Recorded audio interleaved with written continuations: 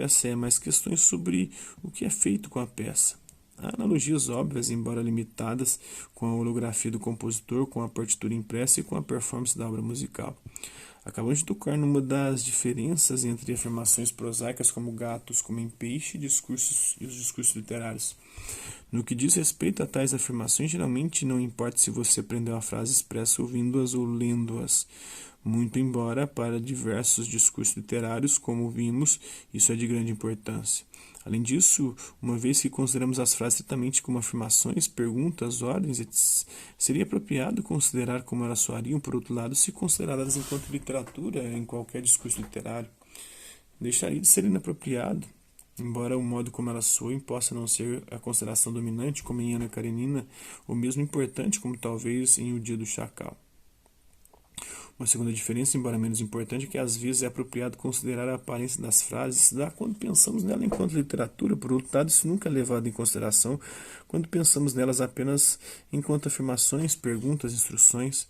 Algumas obras literárias têm, como notado anteriormente, uma dimensão gráfica ineliminável, ainda que ínfima. Lembre-se de coisas como a poesia de altar em forma de cruz, diamante, as rimas visuais e os versos de Camus.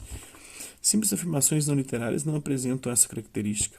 Uma terceira diferença relacionada às anteriormente mencionadas é que a gramática e a semântica são relativamente mais rígidas nos discursos literários. Quero com isso dizer que, ao passo que algumas variações gramaticais e semânticas podem não afetar a função de enunciado de uma frase, essas variações, muito provavelmente, em alguns casos, com certeza, afetarão as qualidades literárias.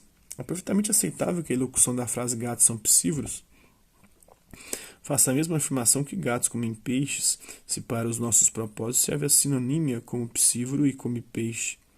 Podemos considerar que a locução de regressa duramente ao lar o lavrador faz a mesma afirmação que a locução de o lavrador regressa duramente ao lar. Se para os nossos propósitos o rearranjo das palavras não faz diferença. Essa é, de fato, a razão da qualificação que fiz anteriormente ao discutir a identidade das afirmações. Sugeri que as características gramaticais e semânticas da sequência de sons e inscrições diferentes tinham de ser as mesmas ou similares de modo relevante para se estabelecer a identidade. A razão dessa qualificação é que seria demasiado estrito exigir a identidade exata das características gramaticais e semânticas.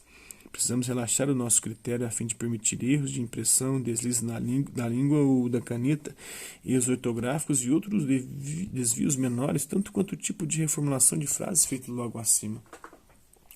Essas variações produzem frases diferentes das frases originais, mas podem mesmo assim serem relevantemente similares às originais, de modo que passam a constituir a mesma afirmação. Não que sempre as deixaremos passar. Em alguns casos, como em documentos legais, podemos preferir manter o justo o critério, mas em geral deixaremos. O mesmo vale para a literatura, embora em menor proporção. Algum relaxamento nos critérios são também permissíveis no discurso literário, embora estejamos dispostos a tolerar muito menos. A gramática e a semântica são mais rígidas na literatura do que em outros discursos. Assim, a variação contida nas duas frases acima certamente importaria se as considerássemos em termos de suas qualidades literárias. A substituição do latim raro e pomposo de psívoro pelo português simples de come peixe e as consequentes diferenças na sugestividade e ritmo na primeira frase, a diferença de ênfase, sugestividade e ritmo acarretados pela recolocação de regressa duramente ao lar na segunda, certamente afetariam a nossa apreciação das duas frases de um ponto de vista literário.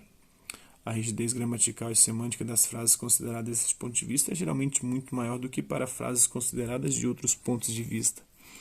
De certo, é por isso que os discursos literários tendem a ser muito mais resistentes à tradução do que discursos não literários. E quanto mais resistente, mais proeminentes são as características do discurso originário que não tem contraparte em outras línguas. Podemos aceitar uma tradução do discurso de Gettysburg e uma tradução de Ana Karenina como sendo o discurso de Gettysburg e Ana Karenina, mas poderíamos muito bem hesitar em fazer o mesmo com uma tradução de Rei Lear ou das Odes de Píndaro, preferindo chamá-las de traduções ou versões de Rei Lear e das Odes de Píndaro. Deveríamos notar mais uma diferença que pode já ter despertado alguma dúvida. Em caso de ficção, quando profere suas frases à audiência, o autor caracteristicamente não faz afirmações, perguntas, dá ordens, embora em outros discursos faça. dá ordens, embora em outros discursos fale. Lincoln afirma que o mundo pouco notará e nem mesmo se lembrará do que dissemos aqui, mas nunca se esquecerá daquilo que fizemos aqui. E o professor primário diz que gatos comem peixe. Mas Shakespeare não afirma em O Mercador de Veneza que a qualidade da piedade não é forçada. Ele cria um personagem, Pórcia, que é quem afirma. Talvez possamos dizer que o personagem de Shakespeare tenha afirmado ficcionalmente e acreditar que Shakespeare supõe que aquilo que Pórcia ficcionalmente afirma é de fato verdadeiro, mas não podemos dizer que Shakespeare de fato o afirme. Além disso, não é Shakespeare que se pergunta se é uma adaga que ele vê diante de si. Ele cria um personagem, Macbeth, que ficcionalmente faz essa indagação. Mas se é assim, podemos nos perguntar se uma abordagem da identidade de composições linguísticas desenvolvida para afirmações pode ser aplicada diretamente a contextos ficcionais em que não há afirmações. Com um pouco de reflexão, percebemos que isso não é uma objeção. As afirmações foram anteriormente definidas como frases proferidas sob certas condições e a identidade de afirmações foi definida em termos da identidade forte ou fraca dessas frases. Afirmações ficcionais não são, na verdade, afirmações genuínas, embora sejam concatenações de frases.